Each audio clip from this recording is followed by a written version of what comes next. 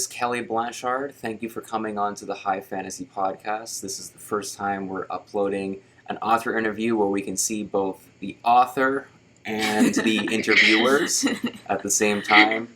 Again, it's quite nice to do this in the midst of the viral outbreak and being isolated from everybody. So this is really cool, and podcasting has been quite fun for us in this time. It's kept us busy, as has reading. We've caught up on a lot of books that we wanted to read in normal times, but now that we're stuck at home, we can do that with a bit more ease. Known as the Muse within her writing circle, Kelly Blanchard is the author of the Chronicles of Lorrek series. She first became serious about writing at age 12 and worked hard to learn and fully comprehend the numerous elements of writing. She tutored and assisted teaching in college while she studied for her degree in English. After graduation, she continued tutoring children and even taught several classes. Now she's established an online community to assist fellow writers in understanding their craft. Yeah, so right off the bat, that's really impressive that you started writing at a very young age. And for both Charlene and I, we kind of both as well started very young with short stories, and I did little comic book characters and had little narratives, and you actually started your novel when you were quite young. When I was 11, yeah. Yeah. So wow, yeah. That's impressive. Thank you. Yeah. And anyway, thank you for coming on again, Kelly, and just tell us a little bit more about yourself and the Chronicles of Lorrek series. Well, I am in Texas, although I'm supposed to be relocating to Florida soon, which is crazy with the state of the world right now, because everything's locked down. I'm like, now is not the time to move. But my husband and I, he's a writer as well, and sometimes we co-write, and that's a topic we'll talk about later, because we did that with another series. But the Chronicles of Lorrek is something I wrote by myself, and I thought it was just going to be one book. But then when I took that book, I discovered that it was too long, so I split it in two, and I was like, okay, that's it.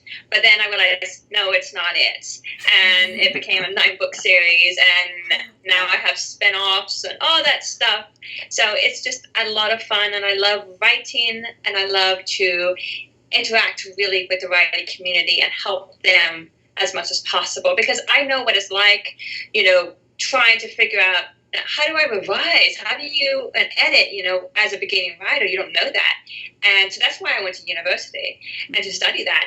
And I know how hard it is to find those answers. So when I find people asking those questions, I like to try to help those kind of people. So that's why I just really focus on my online community and so forth. That's awesome. Just touching on your English degree, I'm also doing a degree in English right now. And it kind of has helped me with my novel writing to see it from the other side of people reading literature and seeing what they get out of it. How has that helped you kind of figure out how to write and discover those elements of writing? To be honest, what helped me the most wasn't the actual me getting my degree. It was me being a teaching assistant, because me teaching people how to do it helped me understand better.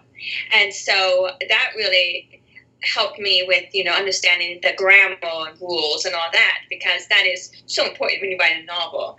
And sometimes with my editor, I'll say, okay, why did you want me to put a comma here? Because this is that would make it a comma splice. So I explain my knowledge, please tell me what the rules I might be forgetting. Right.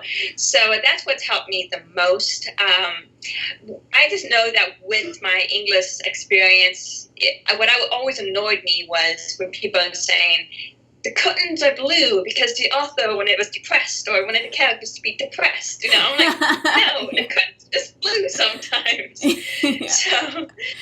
So there is that. But also with an English degree or even a creative writing degree, because I went on to university. That was a community college. I went on to university studying creative writing, and they had me reading and writing so much. I didn't want to read and write because it's for homework assignments, and I wanted to learn how to revise. I wanted to learn how to publish, and they were teaching lots of old-fashioned ways of doing it, and I'm like, this doesn't apply anymore. Yeah. So I finally, on my senior year, I actually dropped out. And I said, that's it. I'm going to go and I'm going to figure it out myself. So I went online and I started publishing and started learning things, my way. And that's one reason why I am so active in the community and why when people ask me, how do you revise? I'm like, okay, this is how I do it. It might not work for you, but it gives you a general idea. So just figure it out, kind of. But it's at least a guideline. So that's been my experience with universities and college and so forth. There are very good, great connections and so forth. But there are some places where I don't know now, because that was a long time ago. I don't know now what they teach, if they like self-publishing or not, I don't know. So it's just an interesting, I want to someday go to a university and say, okay, so this has been my experience, but I haven't done that yet.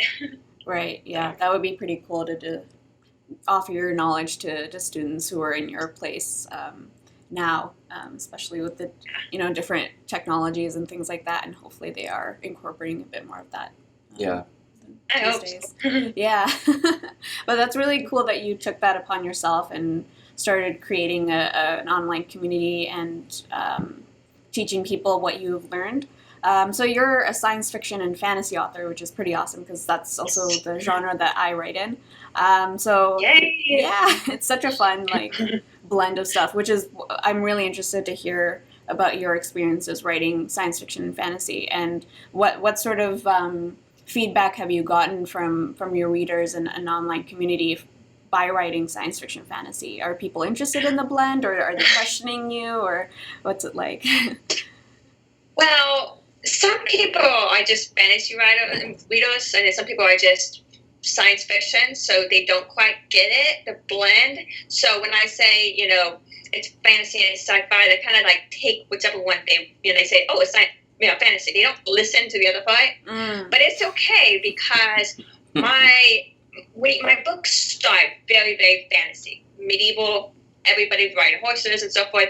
But then you go to the kingdom next door, and they have flying cars and high tech. Right. But of course, everybody's like, okay, how can you have a kingdom where they have such high tech, but they don't invade the other kingdoms that are medieval? I'm like, don't worry, that's in a book. It explains it perfectly. But a lot of people actually, they seem very surprised that it's possible and that it works so well together. And they're actually really happy about it, and they're enthusiastic about it when they see it happen, because they say it's hard to do, and I agree with that. It's hard to do that, but it's magic, and then if you want medieval, you can do that, and then you have your technology if you want that, Yeah. So it's just a lot of fun. I mean, I could have spaceships and dragons and magic and whatever I want, guns, sword fights, and so forth. So yeah, it's pretty awesome that you can have all of that in one go. Why choose between the blaster and the sword when you can have both, right? So exactly, I have characters who do that. So you mentioned on your website that you like figuring out if magic or technology, when they're pitted against each other, what happens. So what have you found with pitting them against each other? Do you find that they work really well with each other, or do you find that you tend to write magic more and kind of leave the science part out of it, or how does it blend together? I prefer the fantasy magic side. I prefer writing that just because some reason that's just easier for me. It is super hard when you get to technology and then science and then space and space battles and all that kind of stuff, because I'm like, I got too much I have to figure out, but I still do it because I'm like, I like a challenge. Yeah. So, but when you get, I have battle scenes where you have a medieval kingdom fighting against a high tech, and you're like, okay, what happens? That cannot go well. Yeah. But it's actually surprising how well the medieval kingdom does with magic against someplace with high tech. So it's just really interesting to see how they work well, how they come together and against each other and so forth. It's a lot of it's always surprises me when they come together.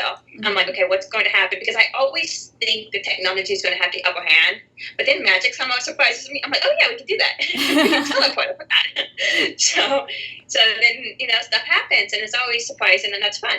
Yeah. Did you have a question? No. Oh, okay. I'm just enjoying listening. Yeah. So I guess I'll give like a bit of context. So I'm currently writing a novel, but my novel is more in a traditional high fantasy setting, like where there's an alternate world. There's no space age technologies and that kind of thing. It's purely like set in a medieval-esque era. But I do flirt a lot with the influence of mythology and like indeed there's lots of gods and goddesses that I want to make a part of my story, but not in too overt a way. I kind of want them to be like in the background, kind of controlling things. One thing that did strike me though, and I think this is a similarity at least in our stories or structures. I'm not sure how to put it, but I have in my story. There's different kingdoms and civilizations in the world that I've built, and they are at different stages of technological development. It's just that there's not any one that's so far ahead. But the protagonist is from a very kind of primitive, like pre-ancient times even kind of civilization. Like they're prehistoric, I guess, in some ways. And there's also high medieval kingdoms that have steel, and they have crossbows, they have sophisticated metallurgy and that kind of stuff. And I do like seeing how these things would like these different peoples and cultures would theoretically interact. So I did my degree in history and politics, so for me I kind of see everything through that sort of lens. Like I'm interested in how history would turn out if certain events, there was a few more thousand people in a certain battle or something like that. It always kind of boggles my mind, and I'm endlessly fascinated by it. And as you can tell, I'm the philosophical head in the clouds one. Well, we both are, but I take it to another level. So I'm going to give you a classic question here, Kelly, which is, what do you think the main difference is between sci-fi and fantasy, if there is any at all?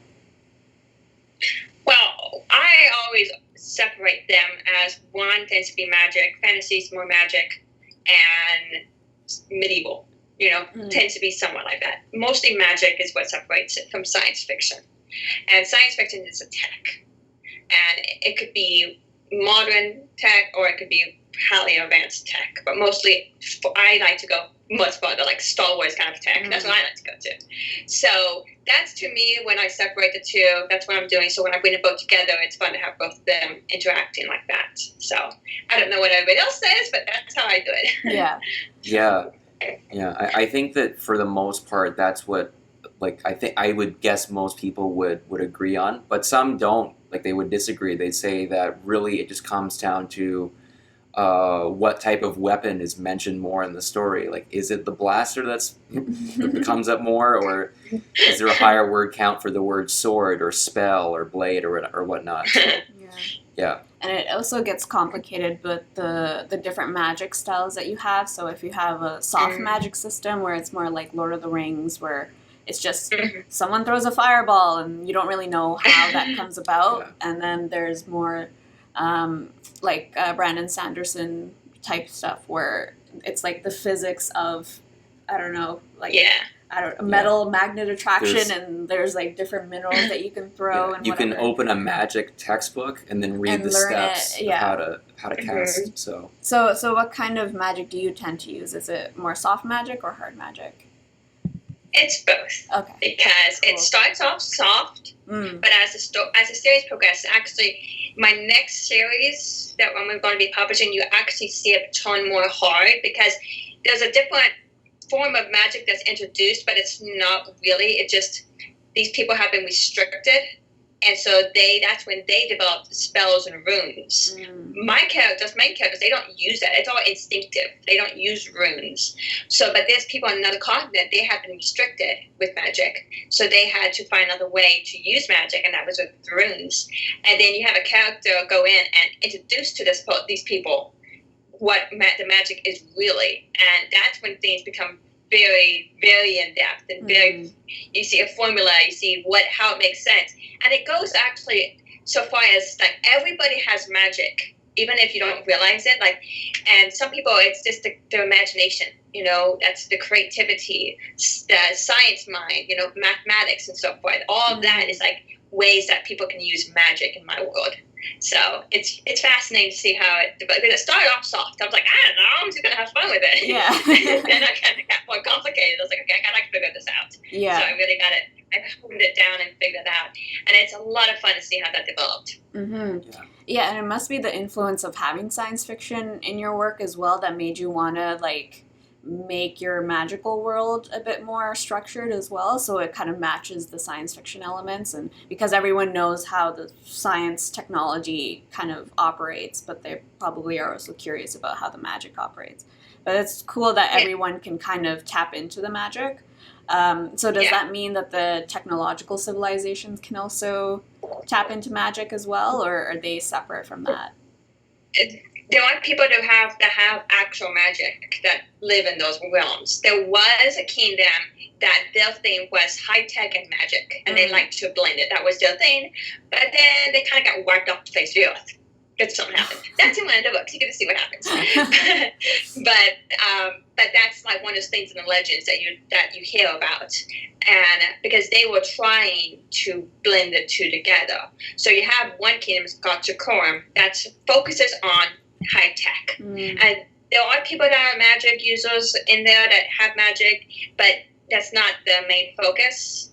And but there are people that have it. It's not unusual. So, but most people are just thinking science and so forth. Right. Pretty awesome.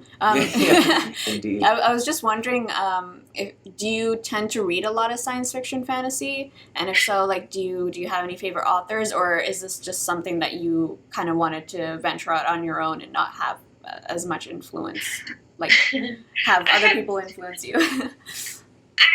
I love to read fantasy and sci-fi whenever I have the chance, but unfortunately I have been so busy that I have no time to read anymore. And it's frustrating because I have like a huge to be read pile. I'm kind of like, I want to get to it, but I can't. Yeah.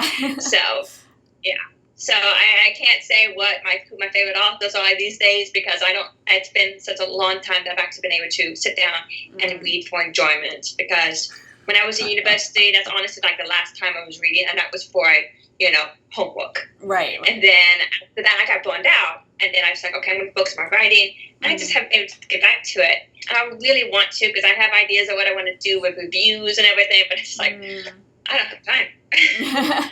For sure. Yeah, that's understandable. Yeah, we feel you there, especially with like the feeling of burnout after coming out of school. I did find that it was kind of hard for me to read almost anything. Yeah. But again, just like traumatized. You always have to read something to evaluate and to it's not for the purpose of just having fun.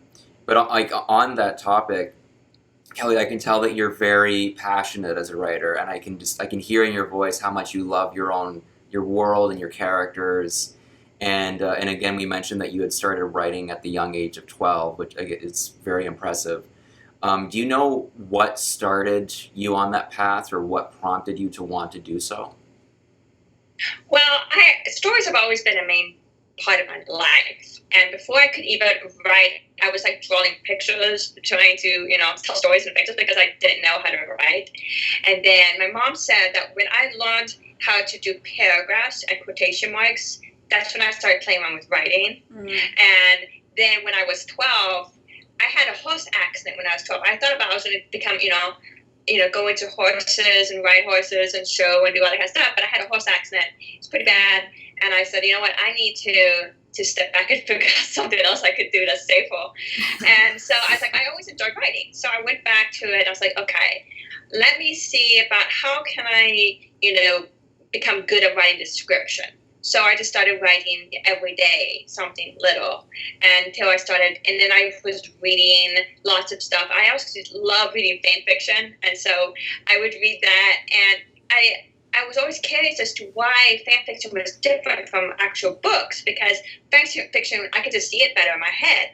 So I actually learned a lot from fan fiction, and and I took that and I brought it to my writing style. And so that's why at age 12, I always say that's when I started writing, because of my post accident, and I just wanted some outlet, and I knew that I always loved stories, and I was like, okay, why not just try it? So. Yeah, that's pretty awesome. It's cool that you went into writing, because even though it's like a safer mode of experiencing life, it's also a lot more imaginative, and you can imagine yourself riding horses and stuff, and it is actually a safer way of experiencing that. It is. So what is your favorite element of science fiction or fantasy to write? Is it grown different from in age? Like back then, did you like a certain style of or element of writing, and now it's kind of different, or what's your favorite sort of thing to write about? I don't do favorites. I never do favorites. So I know that science fiction is always hard, just because, you have these worlds, other worlds, and, space travel and stuff like that. Sometimes, of course, my characters can literally go from world to world without space travel. Some of them. So it's very nice. But then, I'm like, how much science do I put into it? Do I make the world? How much description do I want to put in? So that's why it's hard to do that. But I like that. I've always loved the fantasy element, but then I just always like to have a little bit of the other element. So, but I don't really do favorites when it comes down to it. So. Right. And how do you balance character building with your interest in genres? So you mentioned that you have like a bunch of different characters and stuff. So how do you prioritize like character building when you have like such an expansive and detailed world? I don't. I don't think like that. I just like, okay, it all just comes together. And so when I'm writing a story, I'm like, okay, this character might be a little flat, so what makes it interesting? And I just like figure out a backstory, and I just build it from there. And some characters I know a lot beforehand, but other ones I like. Sometimes they really surprise me while I'm writing. I'm like, oh wait, you're not supposed to do that. Oh, okay. So I don't prioritize. I don't prioritize really anything. It doesn't make any sense. When it comes to my writing, they're all pretty equal. Like world building and everything. I'm kind of like, I know what I need for the basics to get the story written, and then when I do that, I just let the story just go. And I just go with it. I know the beginning for the most part. I know the end, and I know most of the middle. And then I just figure out what fill in the blank, basically. Right. So nice. So it's a bit more organic. Yeah, like a good mix of the architect, like a loose architect, and then like a happy gardener all in the middle. So, yeah. Yes, very much. So Kelly, you have a newsletter where you offer short stories to your subscribers. And these stories are written in the same fantasy sci-fi universe. And you seem to really enjoy expanding on the world that you've built. And what is it that keeps you within the same universe and world as opposed to starting new ones? Well, I mean, I know of so much in this world that I can't capture in one book or one series. And I'm laying down the foundation, the background work for a series that's like 3 series later. I'm like, I can't get to it yet, but I know what I want to do. So these short stories to kind of fill in, give me the chance to, explore those elements because I can't get to them yet. But most in those short stories you're talking about, some of them take place like before the Chronicles of Lorrek, and so it gives the readers the chance to see my characters when they're younger, which is always fun. And then other ones are people are like, I really wanted to see the scene that you mentioned in the book here, but you never showed it because it was in the past, and so I get to explore that. It's a one-shot scene or something like that. Some of them are like the leader scenes in the movies, stories, kind of. So it's just fun to show, because there are things that you learn about the characters in the short stories that can actually be shown in the books because too much other stuff are happening. But so when you go, you're like, oh, okay, this guy, I didn't realize that person is actually related to that person or whatever. So that's why I do that, and it's just a fun extra stuff to offer to my readers because they enjoy the book. So I'm like, okay, here's a little extra while you wait for the next book to come out. So. Right, that's such a neat sort of model of, continuously. It's like a project for yourself to keep writing in your own world, but it's also like giving the fans what they want as well because they're curious about your world still. So that's pretty awesome. Yeah, I like that too because you're not just doing just tweets or hey, like here's me having a Sunday or something. I don't know. It's kind of cool. So you're like you pepper your fans with like little tidbits, and that keeps them interested in the universe, and it keeps it's like you're propagandizing them. Yeah. I guess you could say that. Yeah, it's pretty smart. Let me see here. You mentioned that you're co-writing with your husband as well. That's something that we'd love to hear more about. Well, I write by myself, and I also co-write with him sometimes. We have a series. That's the next series I'm publishing. It's in the same universe. Some of the characters you actually meet in the Chronicles of Lorrek. You just get to see more of them because this series actually takes place like 40 years before the Chronicles of Lorrek. So, because in the Chronicles of Lorrek, you keep hearing about these certain people, and you keep getting hints about the backstory. And of course, I don't have time to show it as a whole. So we decided to write an entire series about that. It's on a different continent, and that's where the magic is different and so forth. And so we sat down, we co-wrote that, and it was a lot of fun because the way we co-write is very addictive because he has his set of characters. I have my set of characters. We know how the story's going to go. We know how each scene is going to go. And then we sit down together with one laptop. And I might open a scene with my character, and then my character runs to his character and says something, and I give him the laptop, and his character responds. And then he gives it to me, and I respond. And we never know. We know it needs to happen for the scene to progress forward. We know it needs to happen, but we don't know how. And then sometimes the characters will throw us for a loop. I did not know that was going to happen. And then sometimes I'll do something, my character will do something, or embarrass my husband, and I'm just like, it's like, why do people do that? So it is so much fun. And we when we get going and he has a day off from work, we can get to write like 10,000 words a day, and it is so much fun.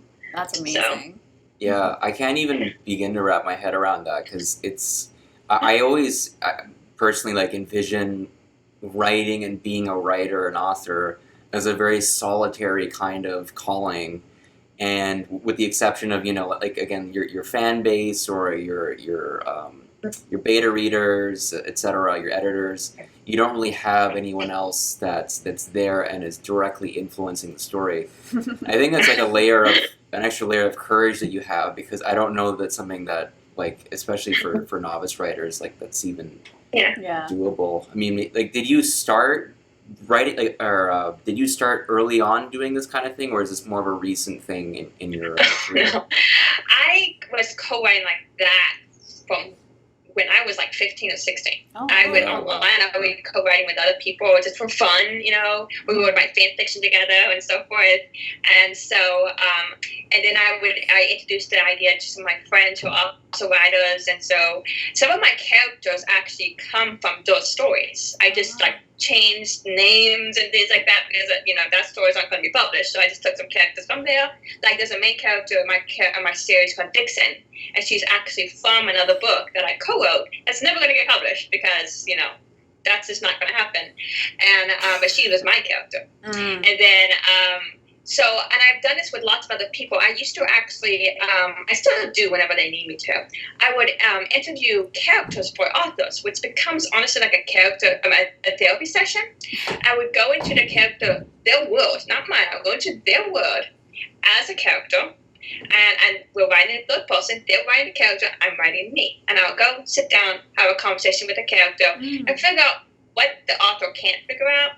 So this became a co-writing thing. And so some of those authors just love that. And so they're like, I just want to keep writing this. Can I keep writing? So we just, I would, for a few of them, I would write, just random scenes with them, with the character and so forth.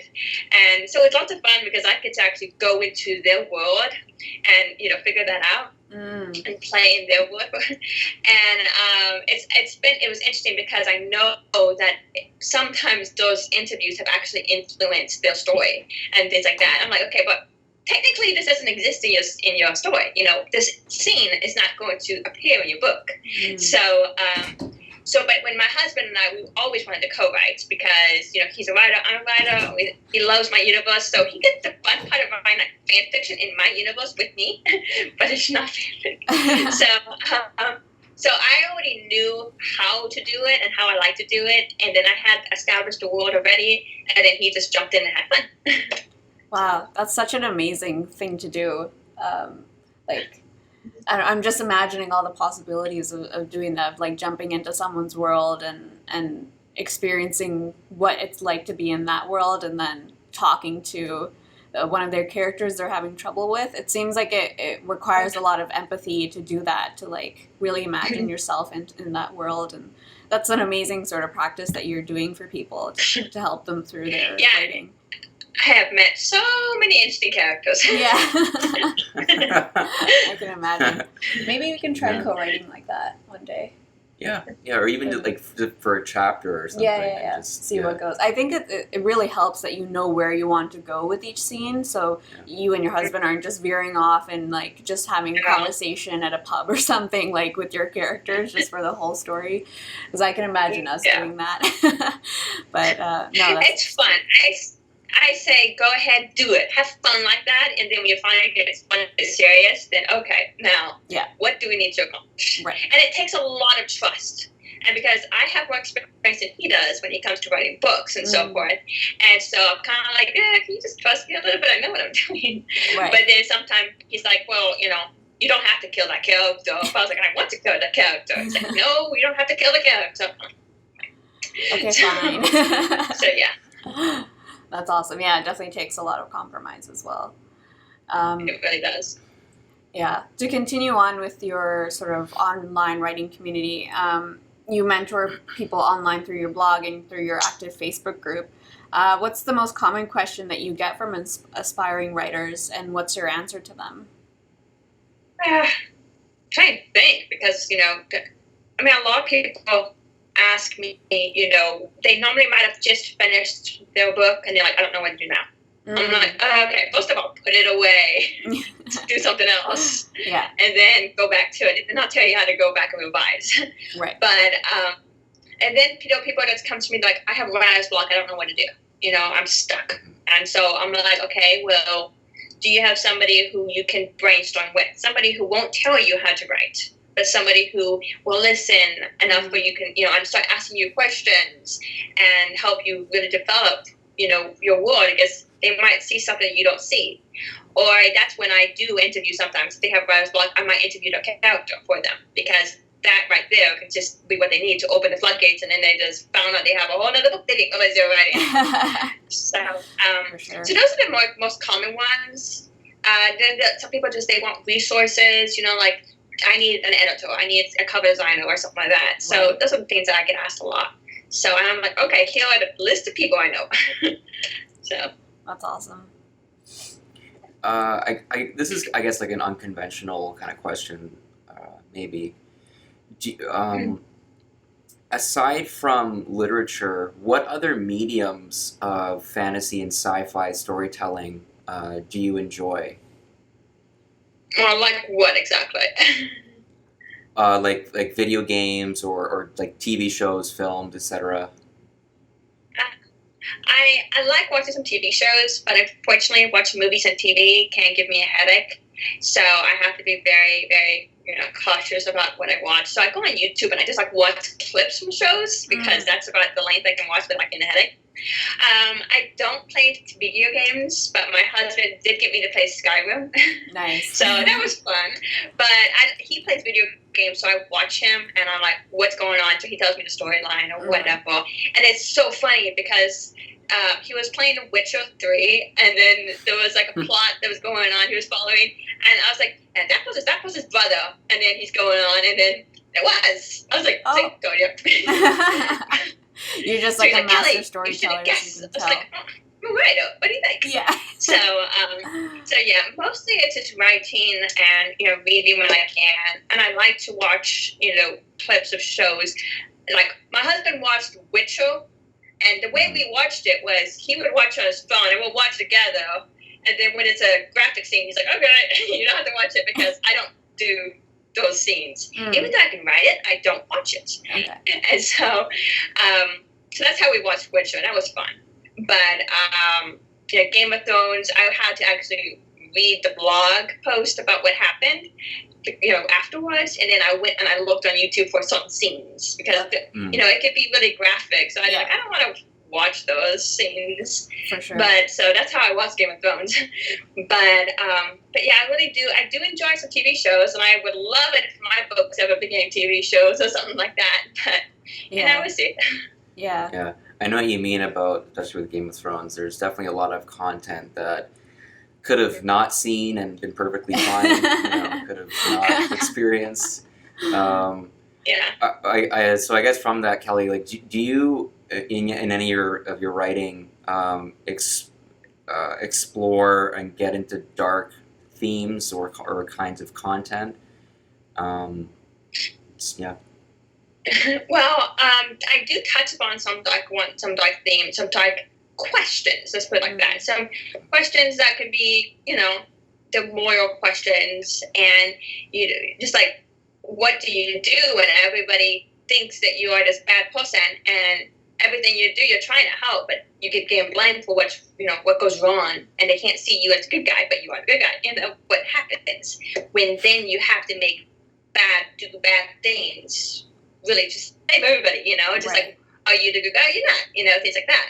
And in my second book, it's touched upon in my first book, but in the second book, there's a question that I ask. And I don't make it like the main point of the story. It's just what's happening in the background where everything else is happening, because it's a very involved story, because there's a huge battle going on.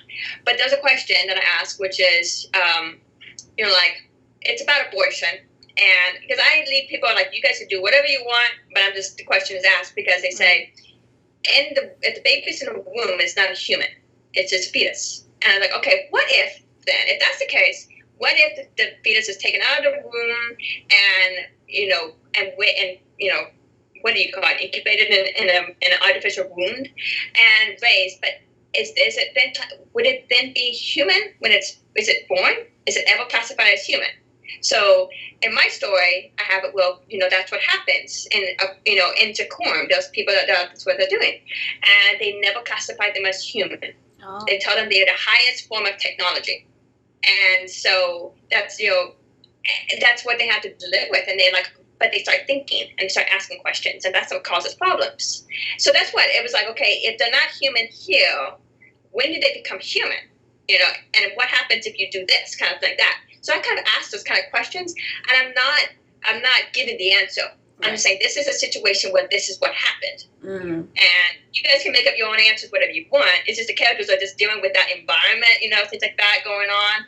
And because that's what's happening in one country and other things are happening elsewhere and so forth. So, but yeah, there's a lot of, there are some dark questions that are asked, and I don't like to give the answer. Like, I do have my own gods and goddesses in my story, basically.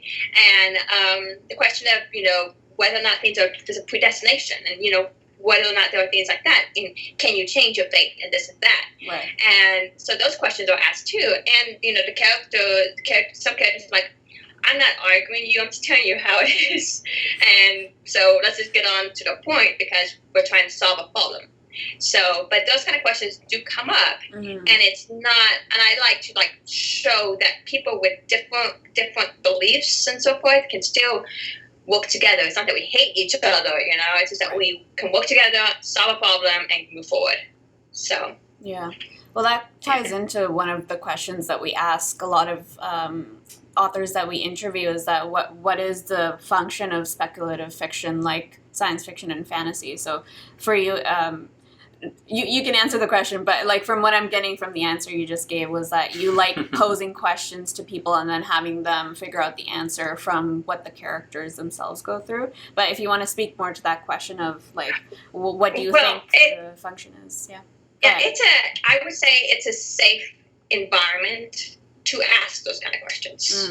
Because if you were to ask on social media a question like that, you would get blasted, or something like that, and you would get into a huge argument. Whereas if you post it and if you do it in a story realm or whatever, then people are like, okay, and they get invested with the characters, and then you pose the question, and then you're like, okay, you know these characters, and now they have to face this question, how are they going to cope with it? And then sometimes you're like, okay, like one of my characters in another series, he can stop time. But his problem is that he wants to save everybody. He wants to, he knows someone's going to die, he wants to save them, but he can't. There are some people who are just meant to die at that time. And he has to come to the terms with the fact that he cannot save everybody. And so there are people who, they have questions about predestination or not, and I like to play with destiny and so forth. And so I like to challenge, I'm like, okay, I like to make the readers like, think this way, maybe like, oh, yeah, oh, wait. No, actually, I don't agree with that anymore, and so forth. And so, this kind of fiction, that's what it gives you a safe place to do that. And, of course, I don't ever say this is what you have to believe. I hate it when books do that. So I just here are all the different options. Have fun. Figure out what you want to. So, but yeah, that's what I think that's where fiction has a place in society. So. Yeah. I think that's a great way of phrasing it. It's a safe space to ask those questions and hopefully get different answers for them because there's never really a right answer that's like I don't know the answer for myself at least. So no, that seems like a pretty great answer. Yeah, I'm definitely of the opinion that the author's intention is what matters most. Like there's a lot of just going I guess back to two of three of us were English majors. Literary criticism is always something that's been kind of hard for me to understand or to I guess get into, and I know it's very important. But I think there is a tendency in this current time to see what a story has and see the content and see those maybe hidden or kind of suggested questions or ideas or beliefs. And then people then, take that and then run with it and say, this person believes that. This author is is of this political persuasion, even if the story has nothing to do with contemporary politics or certain issues. I'm just trying to formulate. Well, what is your reaction to that kind of status of things? Well, I don't let it bother me when people, they say, this is what you believe. I'm like, well, this is what I believe. But I've always, people, like, for instance, I'm pro-life, but I'm also know that my choices shouldn't affect yours. So you can do whatever you want. So, that's, I'm not going to let my beliefs hinder you, whoever you are, So that's how I'm never judging people. You have different beliefs, that's great. We can all come to terms. You can explain some things to me. You can give me different ideas and so forth. So I'm always very open-minded, and I like to hear, different things. As long as people aren't just like, you're wrong, you're attacking me. I'm kind of like, okay, I don't need to talk to you anymore. I like to have a conversation. Right. I'm not going to argue.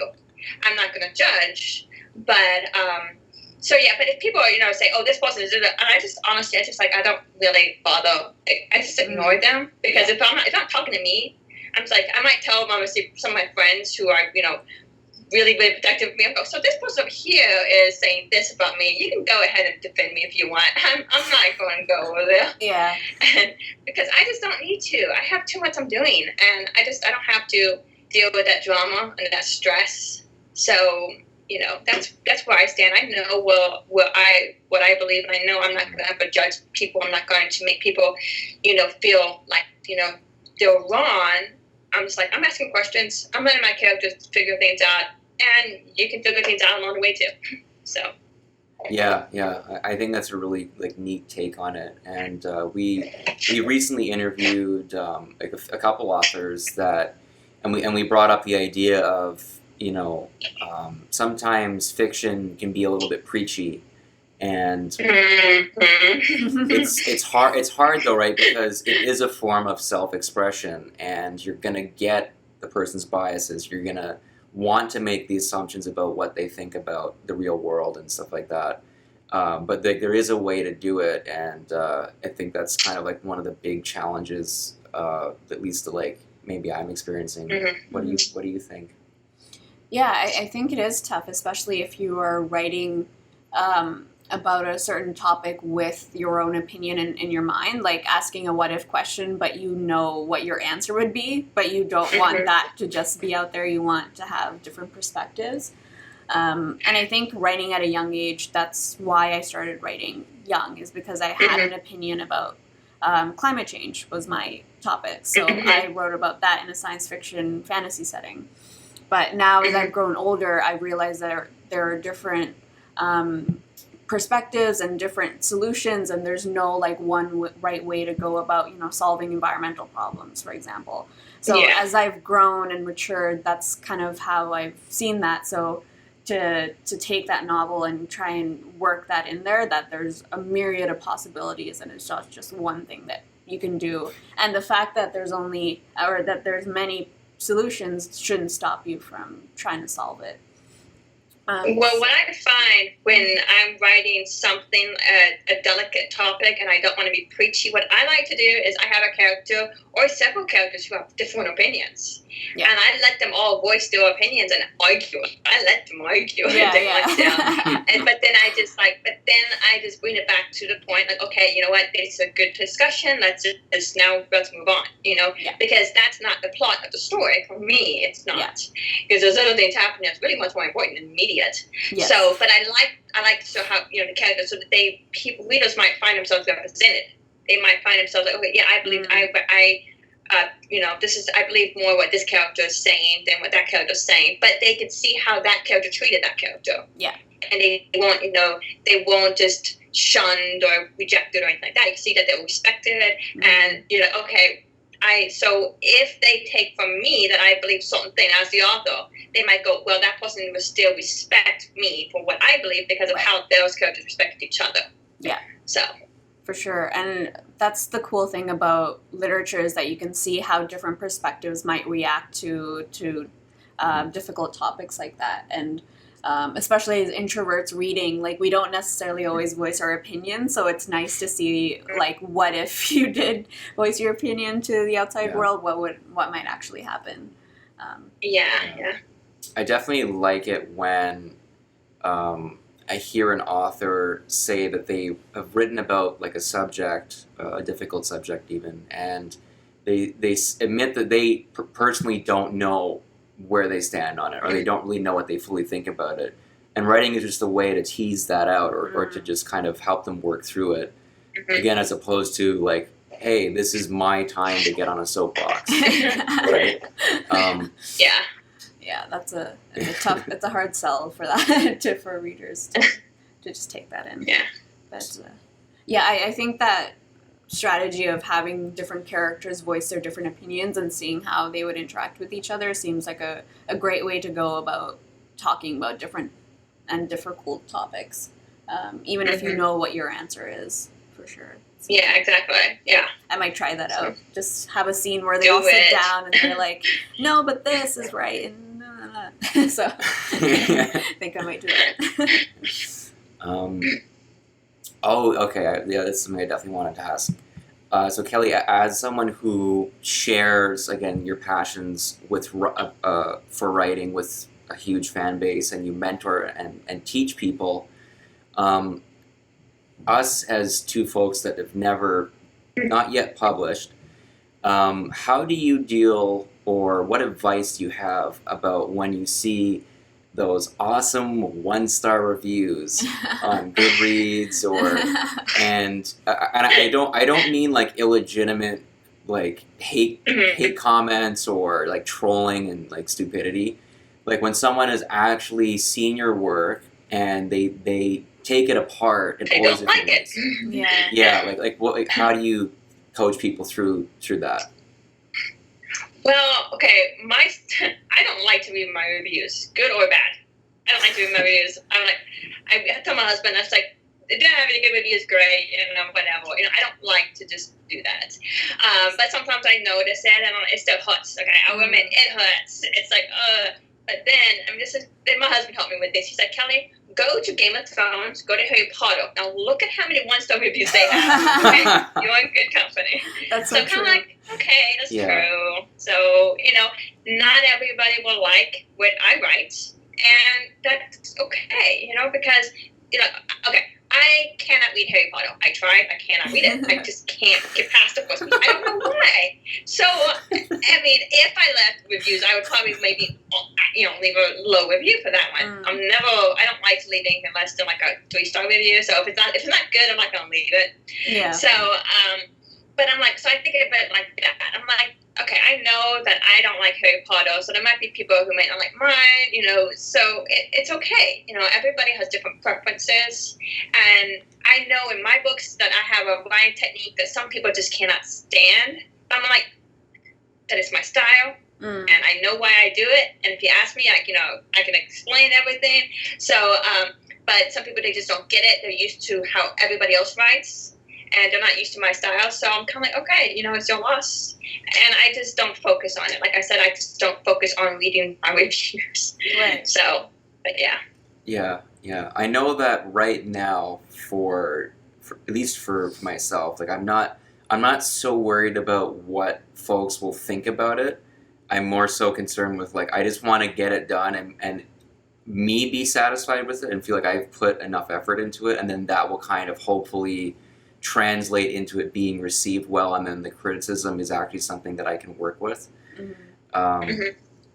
Yeah, again, like we had that conversation with another author recently about how there's so many people out there that are talented and they write with a lot of heart, but they're just so afraid of being criticized or rejected that they don't even put out their stuff. And that's something that, I don't even want to contemplate for a second, because I don't know that I'll ever want to avoid seeing what people think about it. But I understand insulating yourself from too many opinions, because they are just opinions. Yeah. I think approaching someone like yourself, who is a legitimate mentor and cares about this and is committed and knows so much and has so much actual proven experience doing this, like you would be a person that I'd want to go to, and not just like a message board or like a writer's group and say, hey, what do all you anonymous people that don't know anything about me, don't know what I care about or what I think, what do you guys think about what's here? And that, I think that takes a lot of guts, and it's something I want to maybe experiment with. Yeah. What about you? Yeah, it's a balance, I think, because you don't want other people to influence who you are as a writer. And someone who, like, I'm a very impressionable person, so if someone tells me that I'm doing something wrong, I'm like, oh no, am I doing something wrong? So you have to really temper that with your own sort of self-confidence and belief in what you're doing, and to keep in mind that you're doing these things for a reason. And the fact that you have a reason for your writing style is really important. And if people ask, then you do have an answer, and you're not just like, oh, well, that's just like the way I write, or, what I've known kind of thing. So, I think it is a bit of a balance to, get strangers' opinions about, so outside looking in at your book or at your work, but you also want people who understand you to give feedback, or, better yet, yourself. You really want to have people who know your craft, Yeah. to give you feedback. Exactly. You don't just want people who are still trying to figure it out for themselves. Yeah. Because Yeah. it's, if you're impressionable, they are also impressionable, and they're putting their impressions on you and so forth. And you will get to a point, though, where you will reach you will discover your writing style. You will understand why you do what you do. And then people say, I don't like this. I'm like, well, that's my style, and like, it's okay. You don't have to like how I do that, but that's okay. Yeah. And you will, and then it won't bother you when that happens. And but yeah, and then you can go ahead and ask for professionals, people who are in the community and who know what they're doing and can understand everything, and who are not judgmental and who do not, because there are people who will try to take someone else's story and change it to make it their own. And that is so frustrating. Yeah. And I'm like, why do you bother? That is so much work. Why do you bother doing that? So you just have to find the right people to ask, to read story and so forth. Like there's a kid he's a teenager now, in the Dominican Republic who's only fell in love with reading and writing because his teacher assigned my books to his class. Oh, wow. And he had to read.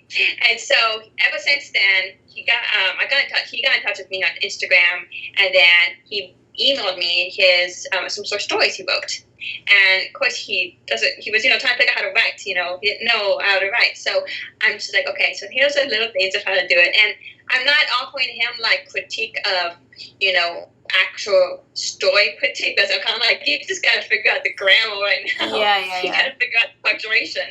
And then, but I'm like, good, just keep going. And then, but there will come a time, if he keeps on sending me stuff, I'll be like, okay, now that's good, but I have a question for you. Why did you care to do that? Why did they do that? Why not this? I can't see this. Can you explain that to me? When I do criticism, I always do questions, because I'm kind of like, can you explain this to me? Like, what day is it? Because, where is the character? He was outside the room, and suddenly he's next to the bed. How did that happen? Right. So, but yeah. Yeah, that's a great way of editing. I'm learning so much already just in this short conversation. But instead of like saying that this is wrong or this is bad or you should change this, like asking them questions.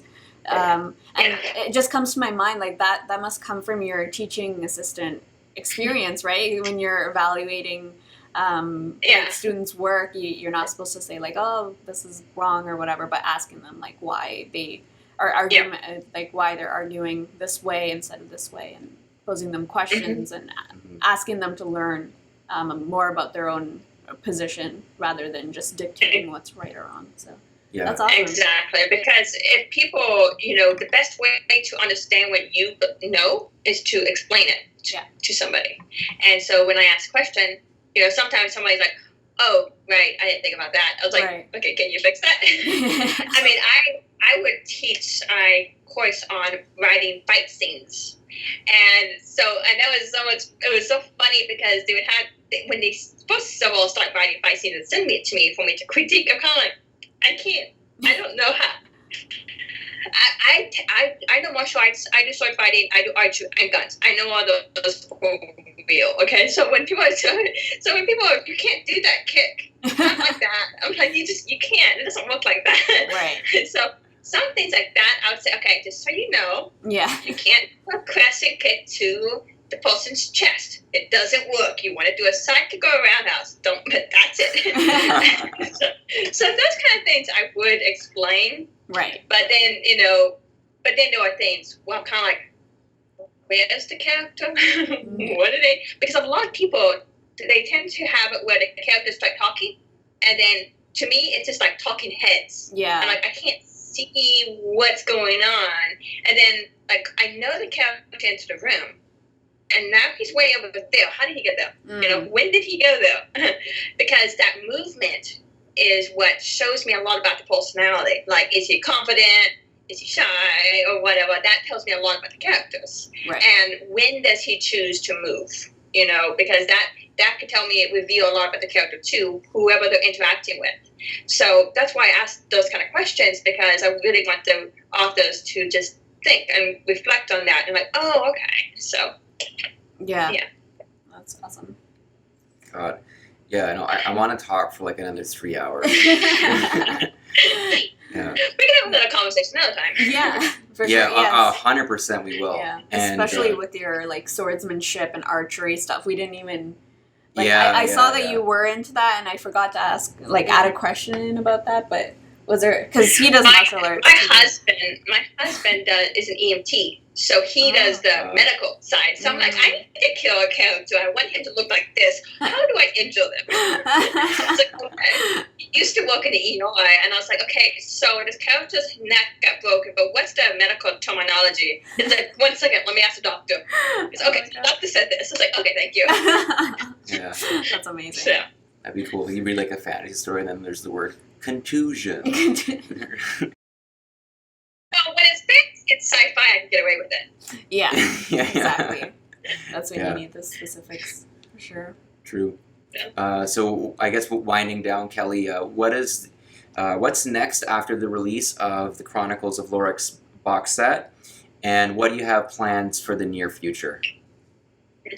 Well, we are re-releasing the Chronicles of Lorrek, and so hopefully by the end of the year, before the end of the year, all 9 books will be released again.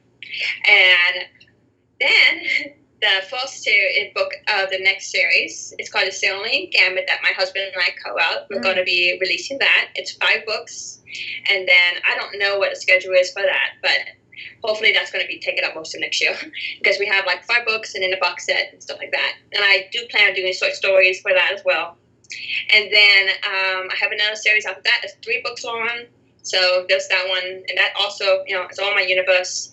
And then right now my husband and I are co-writing another series. It actually takes place like a year after the Chronicles of Lorrek. So you can just see some very familiar faces and everything that's just like deal with the aftermath of book 9 because that book was just insane. So, but then when you think of Infinity Wars, think like that, but just different. Yeah. So, it's kind of big. Wow. And so that's what we're working on right now. So we have that's like book 18 right now. I have like 17 books already written. Wow. And then, so we're working on that one, and I'm way ahead of myself when it comes to where I'm going to be, I have quite a few years worth of material to publish. Right. So, yeah. Yeah. So and then I have like 2 or 3 or 4 other series I know of. But every time I write a new series, I come up with a new series idea.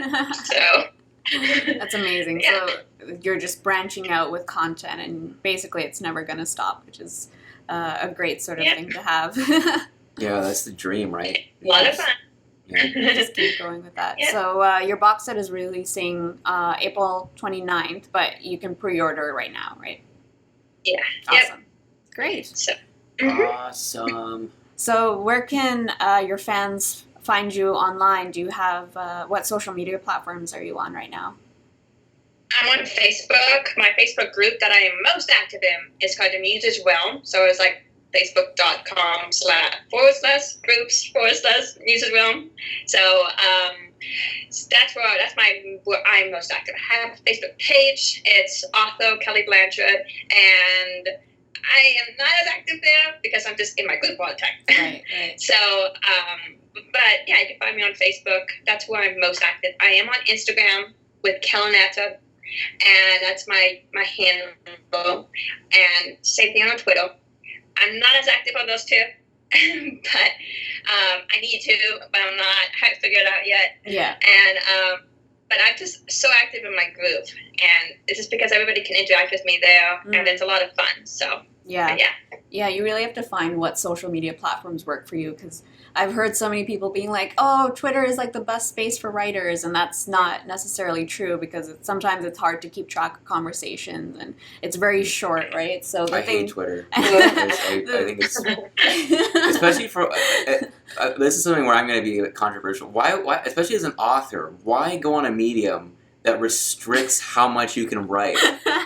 Like, come on, because guys. they know we're authors. We'd write a whole book if we could. Yeah, exactly. Yeah. Just not stop writing if they didn't have that. But yeah, I know it is a bit counterintuitive. But Kelly, you do have a very impressive website. Yes. And what is the title of it? Like Kalanata.com is how you can find me there. And I kind of get my other URL soon. It's easier to remember, but I'm not there yet. But yeah, that's my website. I need to update it since we're relaunching everything. But yes. Sounds great. Yeah, and we'll have everything linked down below it, including a link to where you can buy your box set as well. So it'll all be okay, I would appreciate it. Yeah, of course. Indeed. Yes. So with that, Kelly Blanchard, thank you very much for coming on to the High Fantasy Podcast, and congratulations for being the first author that we're seeing in the flesh, along with us in the flesh. Thank you. And we hope that you have a lot of success with your box set and your other releases in the future. And we absolutely 1,000% want to have you back and talk. Just like there's endless stuff that I want to ask you, and you've been a wonderful guest. So thank you very much. Thank you. And if you guys have any other questions that you want to ask me about writing, your own writing, feel free to let me know. I'm always there. Awesome. So, awesome. We'll have a great one. Yeah, thanks we for having definitely. me. Thank you. Bye. All right, take care. Bye. Take care. Bye-bye. Check out the description of this video and you can see the different platforms we put our content on, as well as our social media links. Thanks again and see you next time.